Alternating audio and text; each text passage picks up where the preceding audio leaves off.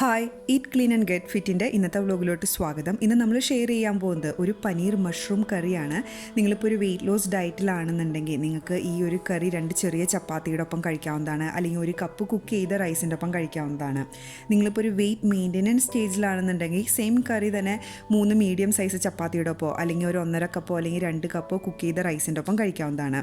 ഇത് ജസ്റ്റ് ഒരാൾക്ക് ഒരു നേരത്തേക്കുള്ള സെർവിങ്ങിൻ്റെ റെസിപ്പിയാണ് നമ്മൾ കാണിക്കാൻ പോകുന്നത്. ഇതിൽ ഏകദേശം 344 കാലറീസ് ആണുള്ളത്. ഇതിൻ്റെ ന്യൂട്രീഷൻ ഫാക്ട്സ് ആണ് ഇവിടെ കൊടുത്തിരിക്കുന്നത്.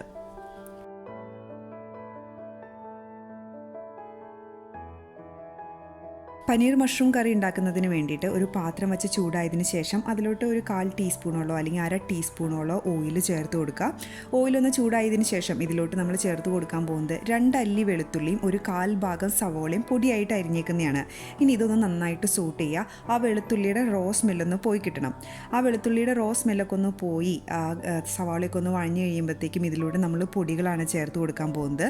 നമ്മളിപ്പോൾ ചേർത്ത് കൊടുക്കുന്നത് 1/4 ടീസ്പൂണോളം മഞ്ഞൾപ്പൊടി, 1/2 ടീസ്പൂണോളം മുളക് പൊടി, പിന്നെ കുറച്ച് ഗരം മസാല, ഒരു നുള്ള് ചെറിയ ജീരകം പൊടിച്ചത്.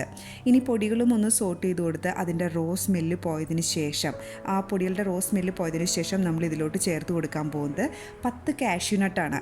ഇത് മുഴുവനായിട്ടുള്ള കാഷ്യൂനട്ടാണ് കേട്ടോ. അതുപോലത്തെ 10 എണ്ണം, പിന്നെ ഒരു തക്കാളി, പിന്നെ 1/4 കപ്പ് വെള്ളം. ഇനി ഇതെല്ലാം കൂടെ ചേർത്തതിന് ശേഷം ഒന്ന് നന്നായിട്ട് മിക്സ് ചെയ്യുക. എന്നിട്ട് മൂടി വെച്ച് ലോ ഫ്ലെയിമിൽ കുക്ക് ചെയ്തെടുക്കാം. ഒരു 4-5 മിനിറ്റൊക്കെ കഴിയുമ്പോഴത്തേക്കും നമുക്ക് ഈ തക്കാളി നല്ല സോഫ്റ്റ് ആയിട്ട് കിട്ടും. അതിലെ വെള്ളമൊക്കെ കുറച്ച് വറ്റിയിട്ടുണ്ടാവും. അങ്ങനെ ഒരു തിക്ക് കൺസിസ്റ്റൻസിയിൽ, അത്യാവശ്യം തിക്ക് കൺസിസ്റ്റൻസി പരുവത്തിൽ നമുക്കിതൊന്ന് കിട്ടും. ഇനി ഇത് ഫ്ലെയിം ഓഫ് ചെയ്തതിന് ശേഷം നമുക്ക് ഇതൊരു മിക്സിയുടെ ജാറിലോട്ട് മാറ്റാം. എന്നിട്ട് ഇത് ശരിക്കും ചൂടാറിയതിന് ശേഷം മാത്രം ഒരു 10 മിനിറ്റോ അല്ലെങ്കിൽ 15 മിനിറ്റോ എടുക്കുമായിരിക്കും. ചൂടാറിയതിന് ശേഷം ഇത് നല്ലവണ്ണം നല്ല പേസ്റ്റ് പോലെ അരച്ചെടുക്കുക. ഇതിപ്പോൾ പേസ്റ്റ് പോലെ അരച്ചെടുത്തത് ഒരു ബൗളിൽ മാറ്റി വെച്ചേക്കുന്നതാണ് കേട്ടോ. ഇതിവിടെ ഇരിക്കട്ടെ. ഇനി നമ്മൾ വേറൊരു പാൻ അടുപ്പത്ത് വെച്ചിട്ട് അതിലോട്ടൊരു 1/4 ടീസ്പൂണോളോ അല്ലെങ്കിൽ 1/2 ടീസ്പൂണോളോ എണ്ണ ചേർത്ത് കൊടുക്കുക. എണ്ണ ഒന്ന് ചൂടായതിന് ശേഷം നമ്മൾ ഇതിലോട്ട് ചേർത്ത് കൊടുക്കാൻ പോകുന്നത് 1.25 കപ്പ് മഷ്റൂമാണ്. ഇത് ചെറുതായിട്ട് അരിഞ്ഞതിന് ശേഷമുള്ള കണക്കാണ് പറയുന്നത് 1.25 കപ്പെന്ന്. ഒന്ന് നന്നായിട്ട് സോട്ട് ചെയ്തതിന് ശേഷം ലോ ഫ്ലെയിമിൽ മൂടി വെച്ച് വേവിക്കാം. ലോ ഫ്ലെയിമിൽ തന്നെ വെക്കണം കേട്ടോ, അല്ലെങ്കിൽ അത് കരിഞ്ഞു പോകും. നമ്മൾ വളരെ കുറച്ച് എണ്ണയല്ലേ ചേർത്തിട്ടുള്ളൂ. ഇനി അത് മൂടി വെച്ച് വേവിച്ച് ഒരു 3-4 മിനിറ്റൊക്കെ കഴിയുമ്പോഴത്തേക്കും അതിൻ്റെ ആവി കൊണ്ട് തന്നെ ഒന്ന് ആ മഷ്റൂം നന്നായിട്ട് കുക്ക് ചെയ്ത് കിട്ടും. അതൊന്ന് നന്നായിട്ട് കുക്ക് ചെയ്ത് കിട്ടുമ്പോഴത്തേക്കും നമുക്കിനി ഇതിലോട്ട് നമ്മൾ ബ്ലെൻഡ് ചെയ്ത് വെച്ചിരിക്കുന്ന തക്കാളിയുടെ പേസ്റ്റ് ചേർത്ത് കൊടുക്കുക. പിന്നെ ഇതിലോട്ട് ഒരു 1/4 കപ്പ് തേങ്ങാപ്പാൽ ചേർത്ത് കൊടുക്കുക. പിന്നെ 1/2 കപ്പോളം പനീർ. ഇത് ക്യൂബ്സായിട്ട് അരിഞ്ഞതിന് ശേഷമുള്ള കണക്കാട്ട പറയുന്നത് 1/2 കപ്പ് പനീറിന്. ഇനി ഇതെല്ലാം കൂടെ ചേർത്ത് കൊടുത്ത് ആവശ്യത്തിന് ഉപ്പും കൂടെ ചേർത്ത് കൊടുത്ത് ഒന്ന് നന്നായിട്ട് മിക്സ് ചെയ്യുക. ഇനി ഇതൊന്ന് നമുക്ക് തിളച്ച് കിട്ടണം. നിങ്ങളിപ്പോൾ കോക്കനട്ട് മിൽക്ക് ശ്രദ്ധിച്ചിട്ടുണ്ടോയെന്ന് അറിയില്ല. നമ്മൾ എന്താ പറയുക, ഇത് 2ാം പാലൊന്നല്ല, ഇത് വല്ല 3ാം പാലെന്നൊക്കെ പറയാം.